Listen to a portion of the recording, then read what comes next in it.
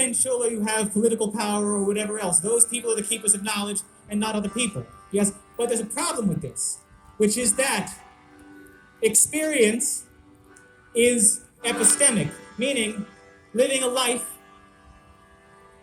in a body, in a place, in a time, gives you knowledge about how the world works.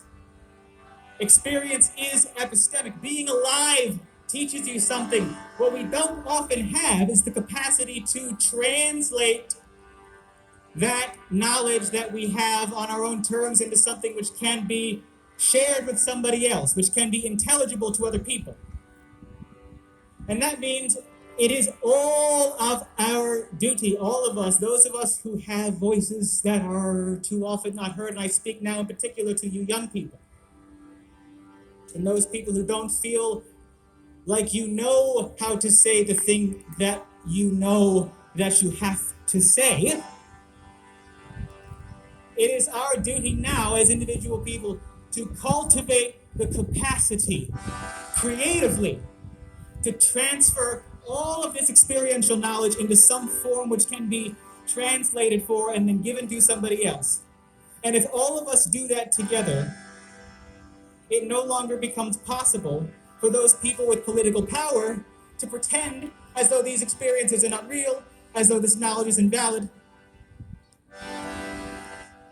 And so I ask for all of you today, all of you, if you don't have a creative art which you feel like is yours, which you can use, and you feel confident in your ability to use to translate your experience into something that is transferable, cultivate that art. Everybody has the capacity to do this, and if we all do, cultivate our own voices, then our voice, collectively, our voice will become something powerful which we can lift up and use to make change, meaningful change, lasting change, transformative change in our society, both within and beyond the legislative realm. Do it today. Thank you.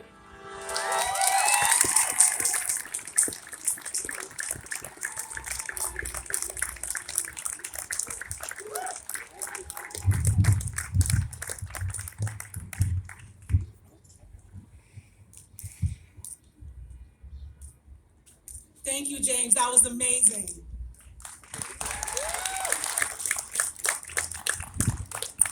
Coming up next, we have Julie Koo. Julie is a vice president at TDC, a nonprofit organization that provides consulting and research services to the nonprofit sector.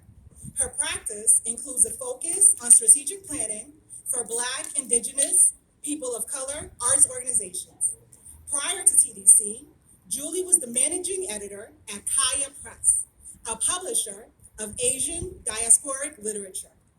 A 1.5 generation immigrant, Julie was born in Korea and has lived in Ohio, Pennsylvania, New York, Connecticut, and now we have the pleasure of homing her in Massachusetts.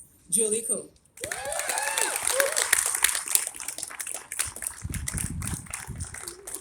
Thank you so much, Cindy. And James, that was amazing. Thank you for doing the work that you do. So I'm so proud to be part of this event that's uplifting Asian voices. I couldn't agree with James more about the importance of this kind of event happening. So I'm a Korean American woman, I'm an immigrant, a parent, and a cultural worker.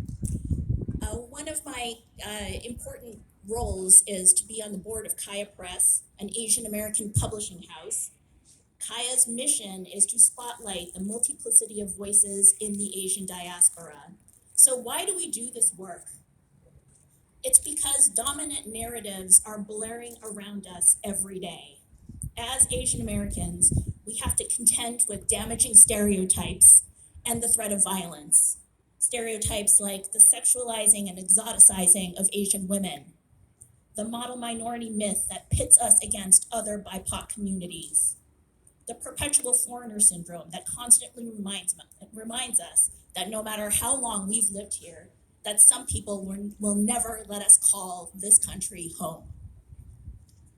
So at Kaya Press, we see the work of an Asian American publisher like this.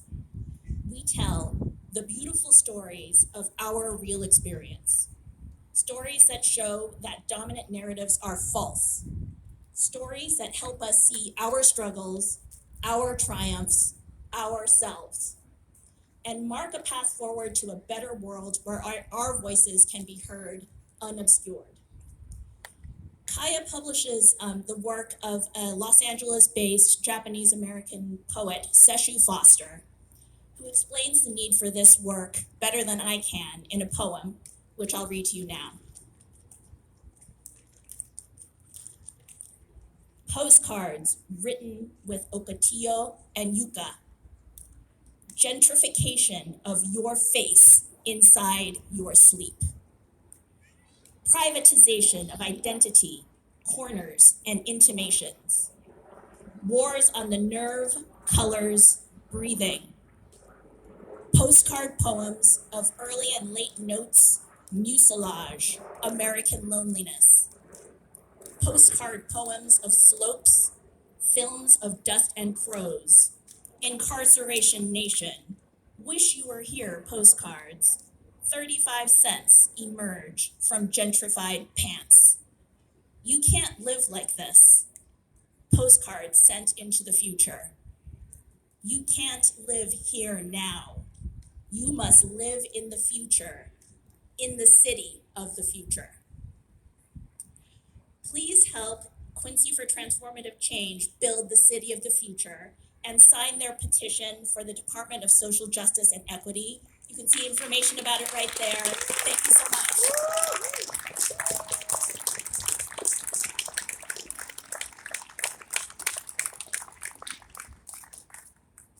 Yes, Julie, thank you. Again, the information tables are over there for anyone that wants to take a look at the petition and sign it if you haven't yet done so. Coming up next, we have a statement which was submitted by Tanisha Lang, a current North Quincy High School student and member of North Quincy High School in Solidarity.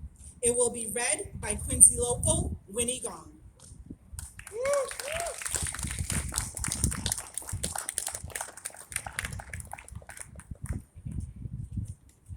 The Quincy community has always had a great AAPI presence, and it is something I take great pride and care and admire in our city. However, this doesn't mean that we are impervious to the racism that a predominantly white community would perpetuate. I remember sitting in the lunchroom while my white classmates would plug their noses and ask what that weird smell was. It happened so often that I would stop bringing lunch altogether, only eating Chinese food when I was at home. By growing up in this community, I have had lost a part of myself while trying to assimilate to the white culture around me. By middle school, I was hanging out with predominantly white people, only having a small group of Asian friends. I barely spoke Cantonese or Mandarin and felt disconnected from my culture more than I ever had before. I am not that person anymore. These last few years have acted as a wake-up call, and I am no longer, nor I will ever be again, ashamed of my roots and culture. Through this pandemic, it's clear now more than ever that our resilient community cannot sit idly and suffer in silence. We must use our voices to stand up and fight against the recent wave of hate crimes that has hit our people. It is disheartening to see that our pain is only shown when it catches the attention of a white audience. But now that it has, we cannot back down. We have to fight like we've never fought before, and we won't fight alone. In solidarity, Tanisha Liang.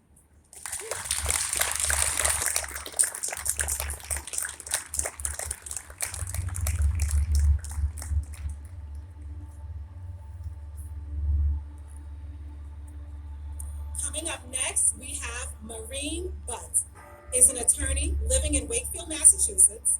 Maureen was elected to the Wakefield Town Council in April 2017, becoming the first Muslim American woman elected to a board in Massachusetts.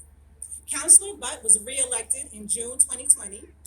She has over 16 years working in the social justice and public policy fields and on local, state, and federal campaigns. She has worked on healthcare, poverty, women's reproductive rights, and immigrant and voting reform. Counselor Butt. Great. Assalamu alaikum, everyone. Alaikum salam. I want to thank Quincy or Transformative Change for inviting me here today.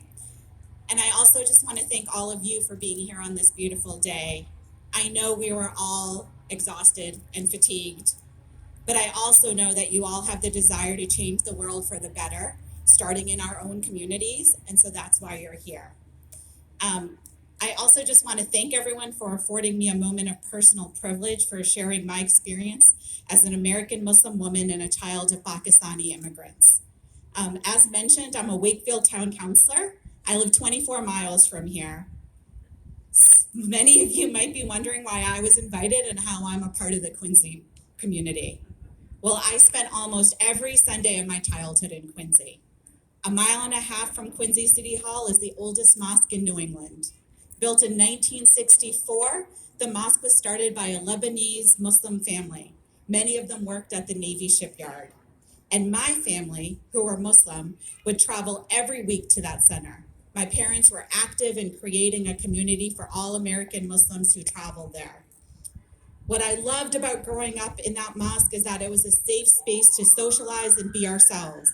It was a place we could belong. Most of us didn't have that during the week at our school. We were different, but each week those differences were celebrated with others. The mosque had representatives from all over the world. My dad's best friend was from Albania. My mom's best friend was from Trinidad. Each week I played and prayed and learned with friends from Indonesia, Nigeria, and Bangladesh and Egypt.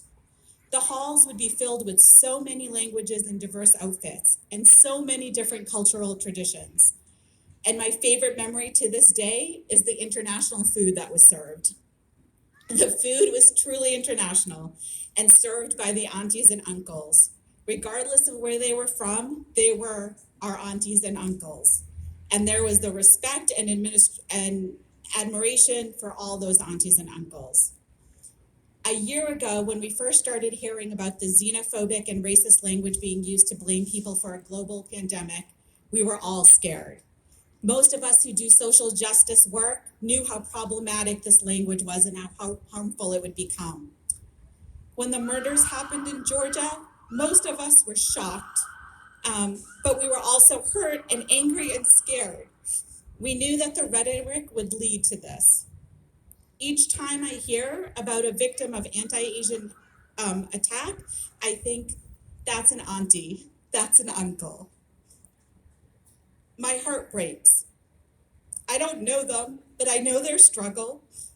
I fear for them the same way that I do my own Asian parents. Because they are the same as the aunties and uncles I grew up with at that mosque. They are immigrants or kids of immigrants. They may speak different languages and may have accents and wear traditional clothing. They have different skin colors. But with all of that, they are American. Each act of anti-Asian violence, hate, and discrimination is a direct result of anti-Asian rhetoric related to this pandemic. The racism, discrimination, scapegoating, and xenophobia must stop. So I'm a policy person, and as the Reverend said earlier, where food is her love language, policy is my love language.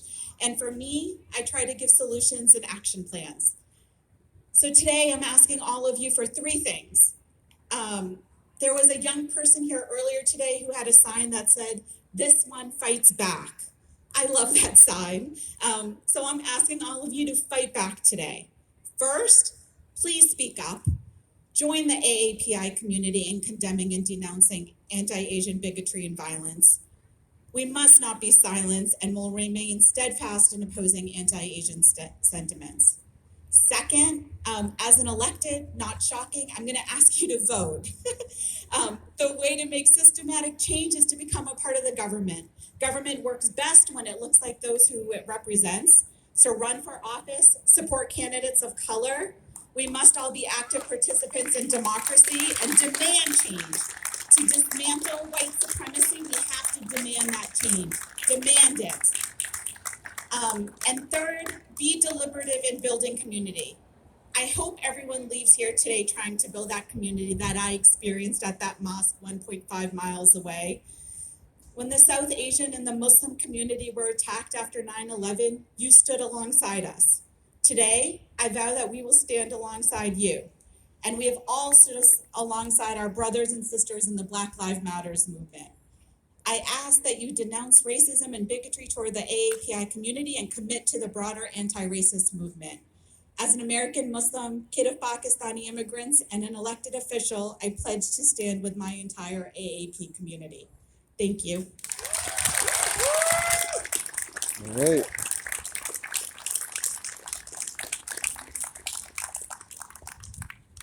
Thank you, Counselor. Very well said. And if you have not registered to vote yet, please make sure you do so and let your voices be heard. Coming up next, we have a poem submitted anonymously by a Quincy High School student. It will be read by Kat Hampson.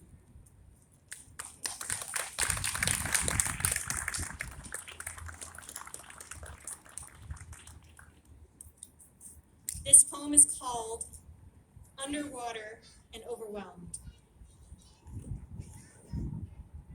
They call it dry drowning. Once your lungs have been exposed to water, it can take up to 48 hours for you to drown on dry land. So is this what it feels like? Seeing yourself in the mirror and hating it. Not because you are insecure, but for a much worse reason. A reason which so many before you have been killed, tortured, and many other things in which I cannot put into words for the sake of my mind. So how do I do it then?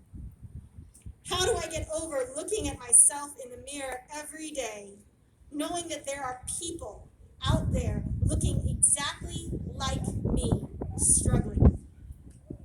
I am on dry land, swimming in the sea of social media, drowning in these posts about things I pray to God that should never happen. I haven't been the religious type in a while, but for this I will scream my throat raw until I have to, just to stop feeling this way. So I'm going to be blunt and just say it.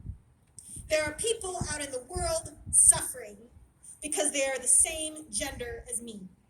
There are people out there suffering because they are the same race as me. Not to belittle anyone else's struggles or suffering. But now we are in the spotlight, and seeing all these horrific things leave me gasping for air when my lungs are nothing but filled with it. These words that are killing me are bolded, repeated over and over as I go through all the different posts reposted by someone else. Not to sound ungrateful, not to say that I hate the fact that now more than ever there is awareness towards this. But now I'm drowning on dry land. I'm screaming with whatever air I have left. I am one in more than 1 billion others whose story is the same. Give me a line and set me free. I am not some exotic thing for you to goggle at. I am not this seductive tigress or whatever other euphemism there is to describe me. I am a child, a young girl growing up in a world afraid to cross the street by herself for the fear that something might happen to her. I am overwhelmed with feeling entirely foreign to me. I am Asian. I am a girl. And with these things going for me, the odds will always be out of my favor. These feelings won't go in my lifetime, not even for the next generation, and maybe even the one after them. Don't let them drown in this world that is pitted against them. Don't let them down like you have me and countless others. Don't let us drown, please.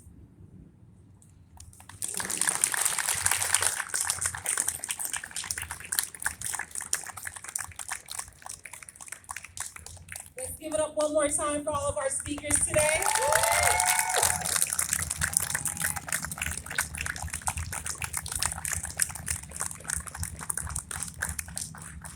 Again, my name is Cindy J. Sine. I am one of the organizers with Quincy for Transformative Change. It was very important for me to be here today to stand out and speak up for my Asian brothers and sisters. I have to be here in solidarity because I know exactly what it's like to be judged by my appearance and not by the works of my hands, not by the contents of my heart, and not by the quality of my character. 3 words in an ancient language: e pluribus unum. It means out of many, one. Quincy, let us be one. Let us be one today and moving forward.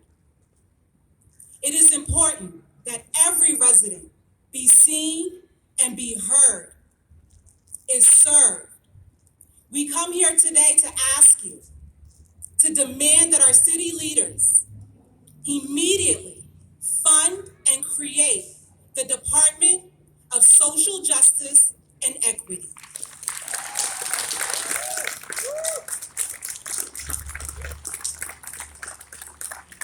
It is a necessity. To our allies, I see you, I appreciate you, I love you. Because you understand that it's not a matter of white shame or white guilt, but human decency. To see another human being suffer and to be oppressed and to say, no, not on my watch, not in my time. This ends now.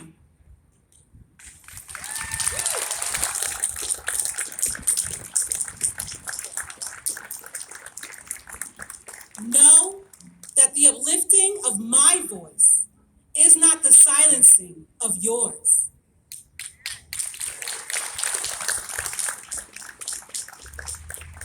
We must honor and respect all people in all cultures.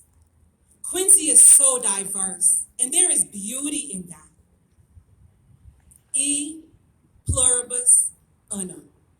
Out of many, one. Thank you.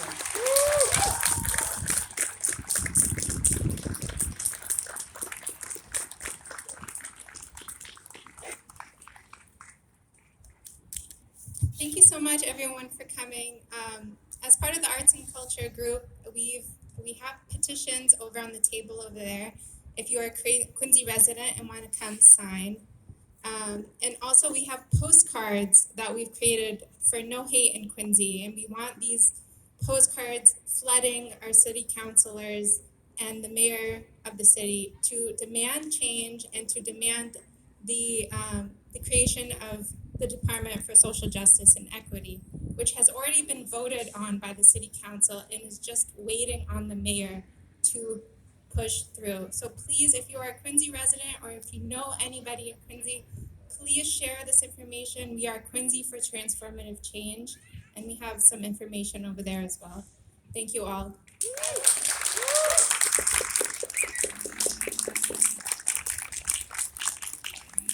All right, and that concludes our speakers. Thank you all very much for coming and for standing out in support of all of our Asian American community members, all of our neighbors.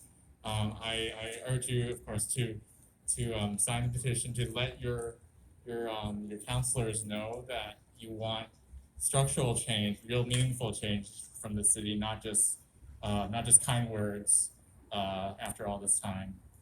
We really need to have lasting change. We can't just have rallies. We can't just